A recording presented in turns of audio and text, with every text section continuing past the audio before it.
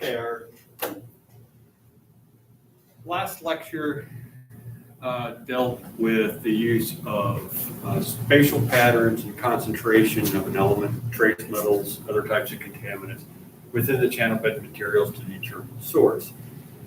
And while we said that's a pretty easy method to use, we can go out and collect the data fairly quickly. We can analyze those data and work it up, and the sources kind of show up in a very intuitive way as being rapid increases in concentration at the source and then declining downstream. There are a few shortcomings of that method. And two of the probably the most important shortcomings is that you can have multiple sources that overlap one another, and so those concentration patterns can become quite complex, particularly in urban areas where you may have a lot of industrial sources present. So the trends aren't always as neat and clean as if we had just one source or maybe a couple of sources spread out from one another. The other one is that there's no way to quantitatively determine exactly how much of the contaminant is coming from any given source. We can't say that 50% is from this source, 20% from this source, and 15% from another source. So there have been a number of attempts in recent years, dating really all the way back into the 60s and 70s, but it's really grown, as we'll see, dramatically over the past couple of decades, of using various types of geochemical physical parameters as tracers to determine where the materials are coming from. And so that's what our lecture is on today, is the use of these physical geochemical tracers. Now, tracers have been not only used to kind of track movement of sediments, but they've been used to track contaminants in groundwaters, surface waters, in airborne dust, and in precipitation, if we look at, say, oxygen, hydrogen, and so forth. So there's a whole variety of things that have been used here. We're going to focus in on use of tracers to kind of track the movement of sediments. And from that perspective, this is the definition that we're going to use. A tracer is a unique set of associated parameters or suite of parameters that can be used to track movement and cycling of specific sediments from their point source of origin to their ultimate point of deposition. So it is some kind of parameter, physical or chemical parameter, that we can use to actually track the movement of those sediments in a downstream direction. And of course, if you can track the sediments, you can track any contaminant that is associated with this sediment. Or, as we'll see, we might be able to track the contaminant. So now, a lot of times, tracer is used kind of synonymously with this term called fingerprinting. But fingerprinting really has kind of a special connotation to it. It refers to a specific type of analysis called fingerprinting studies, in which one or more parameter is used to distinguish between sediments from a diffuse non-point source to quantify the provenance of where it's coming from. Now, what's happened is that we developed these fingerprinting studies, which we're going to spend a fair bit of time talking about during this lecture. And then we figured out, hey, we can actually use that method on point sources as well. So we can apply it to both diffuse and non-point sources. But it was originally developed for non-point sources, and particularly sediments, and try to determine where sediments were coming from in the drainage hole. So we'll kind of be using these terms independently. A tracer is just that unique parameter that's used to trace sediments downstream, and then a fingerprint refers to the specific type of geochemical analysis that we're going to talk about today. All right, one of the drivers behind the use of tracers is environmental forensics. And if you remember earlier in the semester, we mentioned that environmental forensics is growing at a rapid rate. It is this method or this completely new field which has been developed to systematically examine the environmental information to determine the sources of a chemical contaminant, the timing of the releases to the environment, the spatial distribution and contamination, potential responsible parties. So from an environmental forensics perspective, it is critical not only to determine where the source is coming from, but how much of that contaminant is coming from a particular source. Because if we want to allocate liability, we want to actually have the responsible parties, more than one responsible party, pay their fair share, it's really critical for us to determine how much each of those particular sources or human activities may have contributed to overall contamination of that river system. So environmental forensics is one of the drivers for the increase in these quantitative studies using tracers to determine or quantify contributions from individual sources. Now, it's not only been used to determine contaminant sources. Sometimes you'll actually hear it as a provenance, where it's coming from. But we can also use tracers to document the rates of sediment movement in a downstream direction, determine contaminant exchange rates with the channel bed and with the floodplain, and with point bars, with the active channel layer, those kinds of things. And we can also assess biogeochemical cycling of contaminants in the aquatic environment, which is something we're not going to get into here at all. But a lot of these tracers will actually give us a lot of insight into how contaminants such as mercury and so forth are being cycled in the environment, both in the physical part of the environment as well as within biota. So we can mix in biota and microbes and so forth, get a much better understanding of what's happening geochemically to those contaminants within the aquatic system. Okay, so we're going to focus in on this part up here and using tracers to determine their provenance or their source. Now, there has been an enormous number of tracers that have actually been used and applied to fluvial sediments. Some of these are physical. It might be as simple as the color of the particles or the grain size distribution of the particles, or maybe magnetics of the particles, whether it has magnetite minerals within the sediment or not, how much.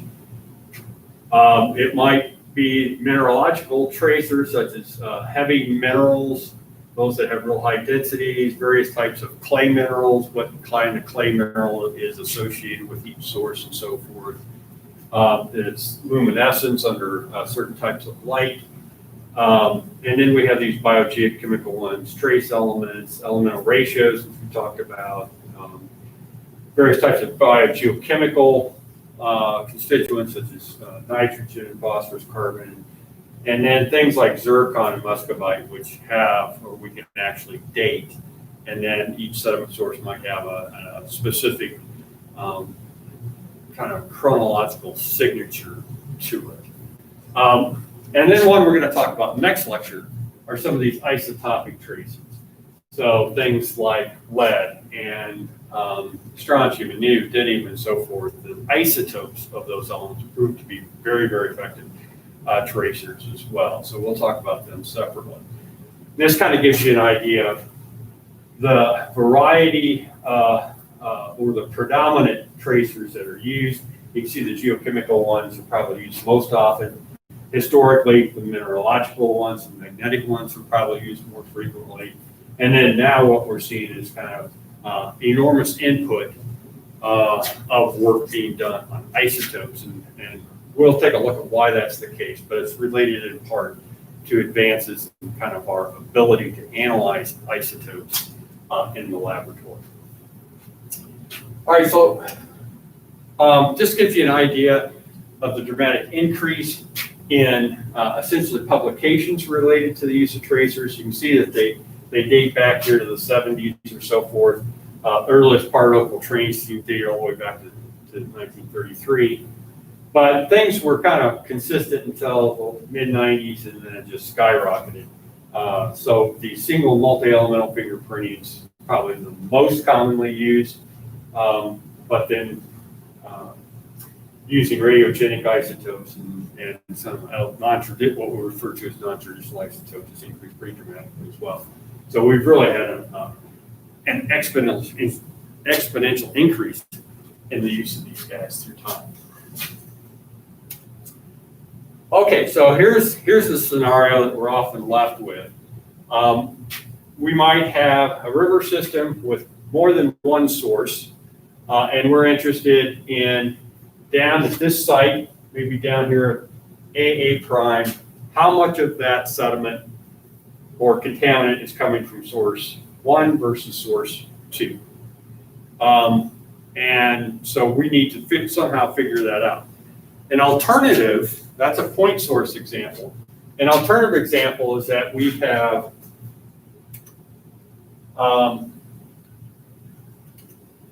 multiple geological units or land use categories or something within that watershed, and we want to know if the contaminant is coming from this area or this area. So that's a diffuse source type problem, and we'll talk about this one in a few minutes.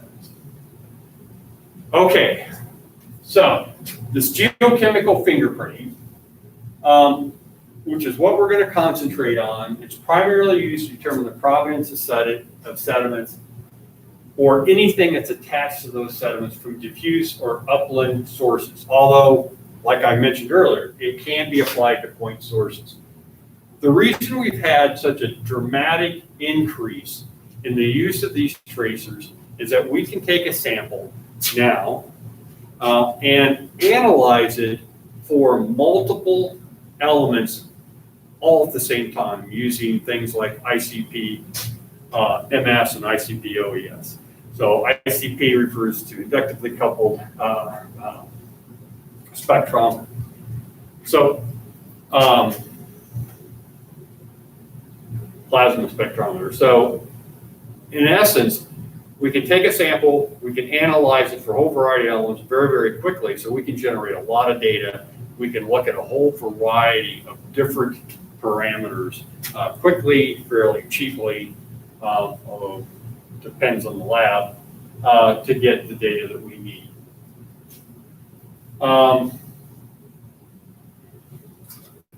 So geochemical fingerprinting, probably now the standard in addition to isotopes of what people are doing to try to source these types of sediments. All right, so what's the idea here? What's the logic behind it? We have a theoretical drainage basin. So in this case, here's our drainage basin, and we're going to focus in on two parts of that drainage basin. Source area 1 and then source area 2 is the lighter green. And we are interested in how much material came from these two separate areas at this site in the channel. Okay, so that's our problem. We have two very distinct materials, might be different geological units, or we might be different land use types. And we've made it very simple here, so it's spread on two different streams fed by these tributaries. And we want to know precisely, very accurately, how much stuff came from this site and that site at this position. And we're going to determine that geochemically using some statistical analysis. So what do? We go out here and we collect a variety of samples from this basin and we analyze it. And we plot it in this case against two parameters, zinc and lead concentrations. And we see that the concentrations plot up here on the graph. Then we go out and collect another set of samples over from this source area, and we plot it up for the same two elements. And we see that they have very different concentrations. So here we have what we can refer to as a fingerprint or a unique geochemical signature. These sediments, the sediments that came from this source, can be distinguished by its lead and zinc concentrations. And it can be distinguished from all of the sediments that came here based on those lead and zinc concentrations. So we have two completely different sources that we can identify where those sediments came from based on their geochemistry. Okay? That's step one. Step two, then, we come down here, we collect sediment, let's say out of the channel bed, and what we find is that those sediments are going to plot somewhere between these two sources.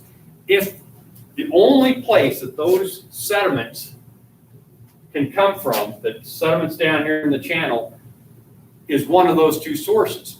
So if we have a conservative element, it's just not going into solution or something. If it has low solubility, it's a conservative element, it has no choice but to plot between those two groups of elements. And what is it? It is essentially a mixture of sediments from this source and this source. So the sediments from these two different sources are mixing as they go downstream and get mixed up and deposited at this site. So what we're seeing here is that this sample here is almost between those two groups or populations.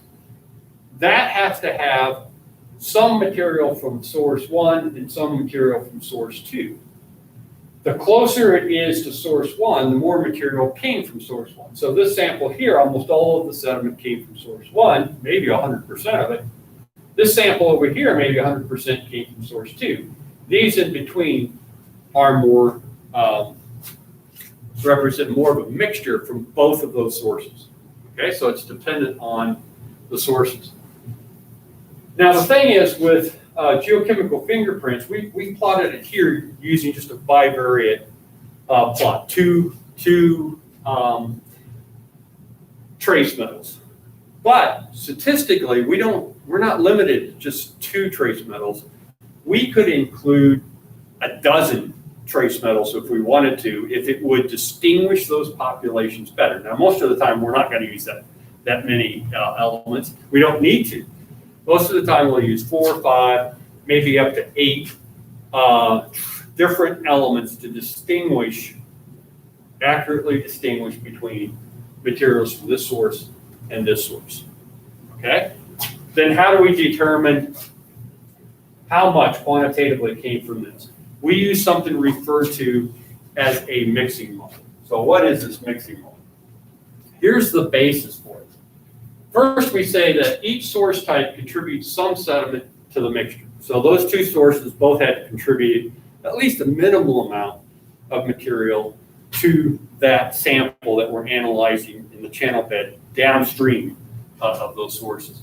Secondly, the contributions from all sources had to equal 1.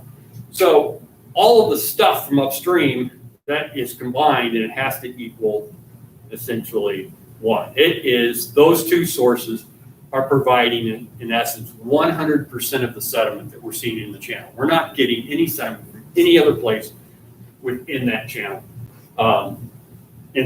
bed. It's all coming from those two sources that we have defined. Then we use a statistical method to see what the error is if we compare the concentrations in the channel to the concentrations of mixed material from upstream. So let me kind of rephrase that. What are we doing? We're taking a set contribution from each of those sources, maybe 10% from source 1, 10% or 90% from source 2, and we calculate the error in the concentrations of the sediment that would result from that mixture, and we compare it to what's actual in reality. So we're kind of doing this theoretical mixing based on the contributions, defined contributions, 10% versus 9%. We figure out what the concentrations would be for each element if that were the case. Then we compare it to what's reality. And we calculate an error. How close is it? And we essentially, you can think of it as redoing this over and over. It's an iterative process until we find the contributions from each source in which the error is a minimum. Okay, so essentially we change or adjust those contributions from each source until the predicted concentrations matches what we actually found in that channel bed. Okay, and then that is our contribution. So we've been able to then define quantitatively the contributions from the two sources by comparing the concentrations simultaneously in the sources, mixing it, and have that predicted mixture compared to what we actually observed. Hopefully that's not too confusing.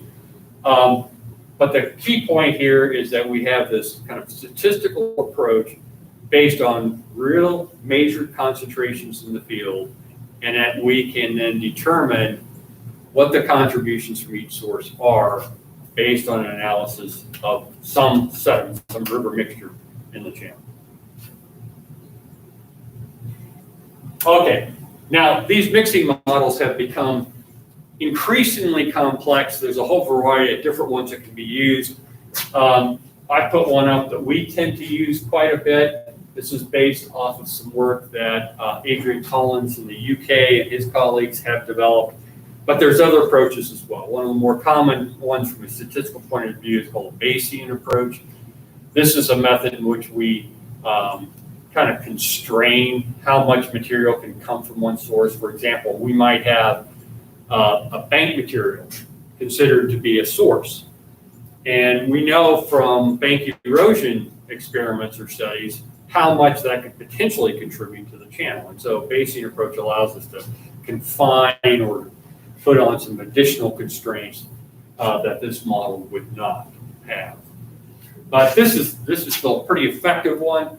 And what you can see here is not only are we looking at the concentrations of the stuff in our source materials and in the river sediment, that mixture of material that from where we're sampling, but we're correcting the data for particle size. So we might know that most of those trace metals are associated with the fine grain materials. So we can correct it for the grain size and get rid of all of the sand and stuff which might dilute the concentration. So we're going to do some form of a normalization, if you will, to get rid of those grain size effects on concentrations. We can do the same thing with organic matter. Organic matter, some types of organic matter hold a lot of trace metals, and we concentrate those trace metals so we can adjust it for trace metals. We can put in a weighting for each of these parameters. Some parameters may have much higher concentrations than others, and this will bias our statistical results, or might, so we can put these weighting functions in there. We can put this prior knowledge in there, although not as well with as we would with a Bayesian approach. And then we can put in some discriminatory weight factors, which elements do a better job of separating or discriminating between the sources. So obviously don't memorize this equation for a test or thing. I just wanted to show that these methods are available. They're not as complicated to use as you might think, although it requires you to use something like, you can't do it in Excel, but a lot of people will use a more sophisticated program such as MATLAB or something like that to do this model. Okay. All right, so that's the gist of it. So we characterize the chemistry of those two source areas, and then we use this mixing model to compare how much stuff we have to have to each one to match the common concentrations that we find in the channel bed. But we don't always have to just use the channel bed stuff. That might be of interest to us. But we could analyze sediments that are moving through the channel in a passive sampler. So these are kind of samplers that are put up in the water column. They collect sediment over a period of floods. So we could analyze the source, kind of the average source of where those things are coming from. We can collect individual samples during the rising and falling limb and determine how much material is coming from those different sources at different stages of the hydrograph. We could take stuff from the surface of the floodplain and see what was most recently stored there, where the sediments was, the materials that were most recently deposited in the floodplain. And then we could take cores out of the floodplain or even the channel bed. But we can take cores with depth, and then we can kind of subdivide these cores, and we can look at how sediment sources have actually changed through time. So we might go from the bottom to the top and look at the variations in the source materials, where those sources are coming from, or contributions from each of those sources over a period of years or decades, maybe even a century. So the time scale over which we're operating is really dependent or depends on where we're collecting the sample from within the channel. If we're just getting channel bed sediments, we're probably looking at stuff that's delivered to the channel over a period of months to maybe a few years.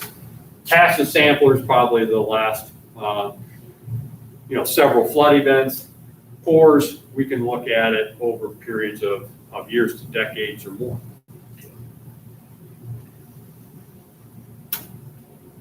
Okay, just give you, this is some data that's collected in the UK, but you can see they collected it during a flood event, and then they could look at the contributions. In this case, most of the stuff was coming from surface soils that were under communal cultivation, and then other soils from the channel banks and gullies were contributing stuff. And then soils under kind of commercial cultivation where they use much more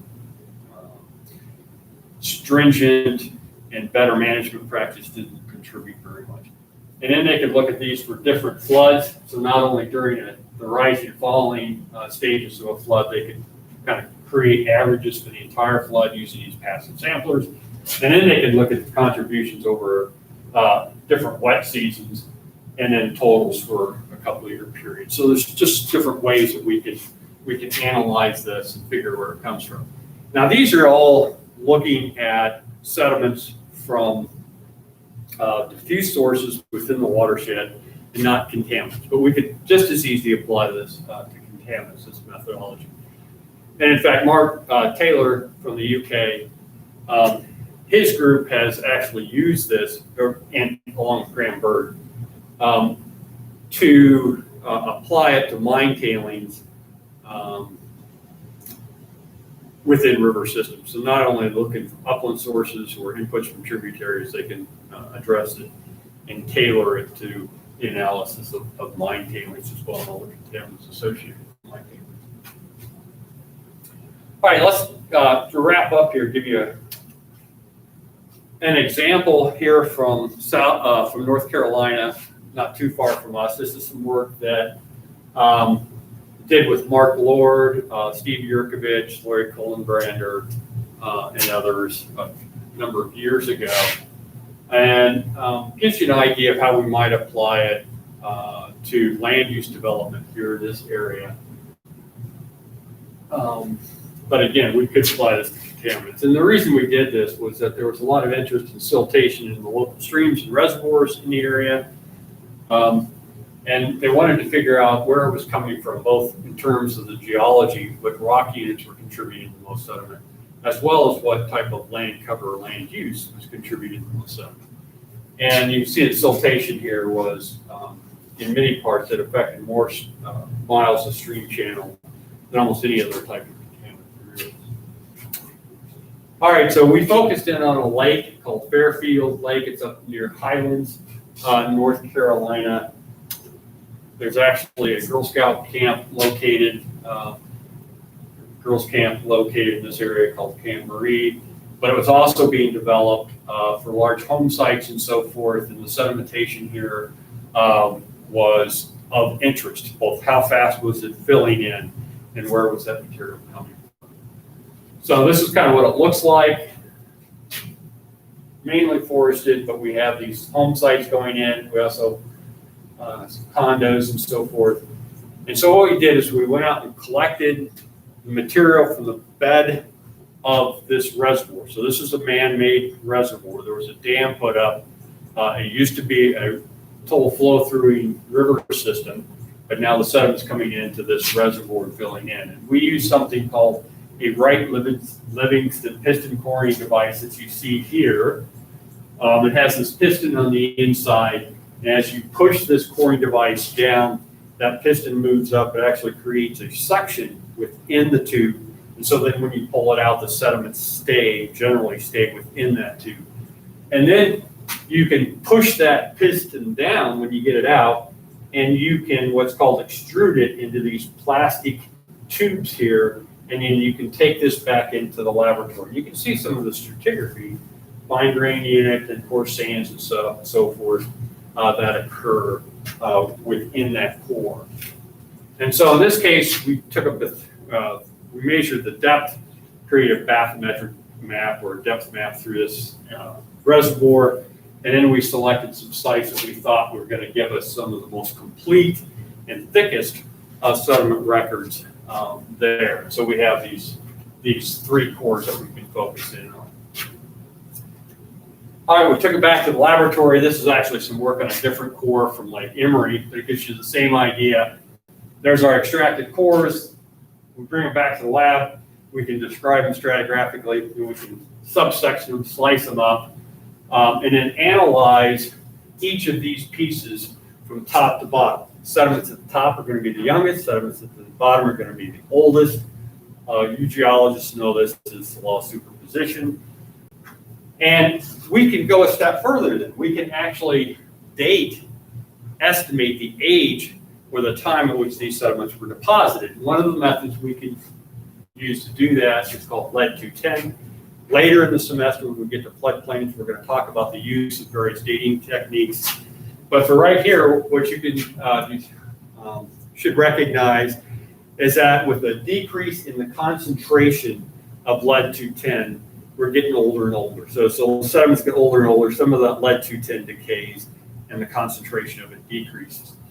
We can plot the depth of the sediments versus its concentration, and we're able to determine the age of the sediments based on its concentration, lead-210. It's called unsupported lead-210. And we can get these depth age curves. The slope of this curve tells us what the sedimentation rate is, how fast sediment's coming in. And what you can see right away from this particular core here, core 3A, sedimentation rates are pretty slow. Slope of that line is shallow, and then it just shoots up. So right about here, about the 1980s, early 90s, sedimentation rates at that particular core increased dramatically. Now that could be due to land use, or it could be due to changes in the depositional environment within that lake. But if we look at some of the other cores, they're not quite as distinct here, but there's still an increase about that time. And then again here, there's probably one here, and then an increase there. So just based on this dating technique, we can see that sedimentation rates have not been constant. They've increased pretty dramatically through time. There's something kind of seriously messed up with this geologic map, but it just gives you an idea that there's really two main rock units that underlie the watershed upstream of the lake. It's the Whiteside granite and then the Tallulah Falls Formation. And most of the basin's underlain by the Whiteside granite. Just a little part of it down here is the Tallulah Falls. And so we went out and collected samples in this grid pattern. And we collected samples from each one of those rock units, but we could also stratify it according to whether it was a forested area, roads, lawns, or creek beds. Okay, so from each one of these sites, then we kind of stratify our data, one, according to what geologic unit those soils are developed in, and then secondly, what was the land cover, land use at that site. Gives you an idea of the number of samples we collected from each of these different formations. And then here's our different things: creek, roads, lawns, forests. And then again, we collected a bunch of samples from each one of these things. Now, what this particular graph's telling us is that we analyze these samples for 25 or so different elements.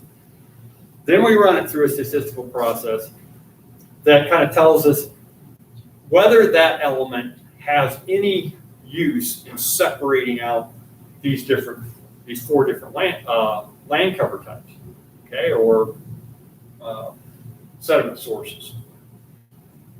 And then we take that information, those that have some use for kind of separating those populations, we put it into something called a discriminant analysis, another multivariate statistical approach. And it will tell us which elements are most effective at separating those populations. So geochemically, can separate sediments from roads, forests, lawns, and creeks. And then if we take them, how effective was it? How, based on that chemical signature, how many were correctly identified. So in this case, 24 of the essentially 31 samples were correctly identified. Those which weren't correctly identified, 2 of them were roads and 5 of them were lawns. Roads itself, 77% were correctly identified. Roads, 16 were correctly identified. 4 were not, 2 lawns, and so forth. So it gives us an idea of how well this chemical signature is actually working. Overall, it did about a 79%. That's not great. If we look at the data for classifying rock types, it was 93%. So it did a much better job of separating out whether the sediments came from the Whiteside granite or the Tallulah Falls Formation. Wasn't quite as effective in separating out based on these land use type categories. Okay. So now we ran it through our mixing model after we have that signature calculated. This is based on geology, and as you might expect, the Tallulah Falls Formation, which does not encompass much of the, or underlie much of the basin, didn't contribute a whole lot of sediment to the reservoir's bed material. It does it in a couple of places, and this kind of blip that you see here in this border, that could be actually associated with the development of some homes at that time, which we've been able to document in that particular area. And then you can see kind of a spike of it up here, again, which is probably related to condo development stuff within the watershed. If we look at it, different core here, we see much more of that material coming in, and that core is actually located closer to the Tallulah Falls Formation. So kind of gives us some insights on where the sediment in the basin is coming from. Here we've done the same thing though, but instead of looking at the geological units as sources, we are looking at sources as described by different land use categories. You can see here most of it seems to be coming in from the lawns. Again, that increases dramatically here in the 40s through the 80s. Nothing before that time, so it's probably associated with development. Over here, a lot of it's just coming in from the creek. So once it gets in the creek, that's most of the sediment is being in the creek, and it kind of develops its own signature. Over here, we see that roads play a very important role, and then more recently, lawns are becoming an important role. So roads really didn't contribute much until late 50s, 60s, 70s, through the 80s, when there was a lot of early development going on in that particular area. So this kind of just gives you an idea of how these geochemical fingerprints can be used to assess and tackle problems. Now, one of the way that if we were looking at nutrients, for example, we could determine what the nutrient concentration is in each of those sources, and then we would be able to kind of calculate how much, say, nitrogen or phosphorus came in from each source to that particular river sample that we collected, whether it's a floodplain or channel bed or so forth. We could do the same thing with lead or copper or zinc. So the way we handle this, we can include those elements directly in our fingerprint, or we can know what the relationship is between those contaminants and the sediment for each source, and figure out what the contributions of each source of the contaminant is using this approach. In the Fairfield Lake study, we found that minimal lake sedimentation occurred from the 1990s, 1890s. Most of the sediment was deposited at the tributary mouths. Current sedimentation rates are about 5 or 6 times those from earlier times. The largest sedimentation increases occurred in the mid 80s, late 90s, corresponded to periods of land development. And geochemically, we could distinguish those sediments which had come from different rock types as well as from different land classes, although not 100%. But even though it wasn't 100% effective, it still gives us a lot better estimates than if we were simply looking at what the contributions were at that site based on concentrations alone. So it's going to give us a better understanding of the contributions along the stream channel. If we selected a whole bunch of samples along the stream channel, did this type of analysis, it's going to give us a better understanding of the sources than simply looking at the spatial trend or spatial variations in concentration of a single element or maybe a couple of elements. There are some people who don't really like this approach. They're not comfortable with using geochemistry to look at physical processes, but I think that number is really decreasing in recent years, and this is certainly a technique that is very frequently used now, and it has a lot of applications in kind of the analysis of contaminated rivers. Okay, so with that, I'm going to stop, and then we'll pick it up in our next lecture and look at the use of isotopes to kind of determine where contaminants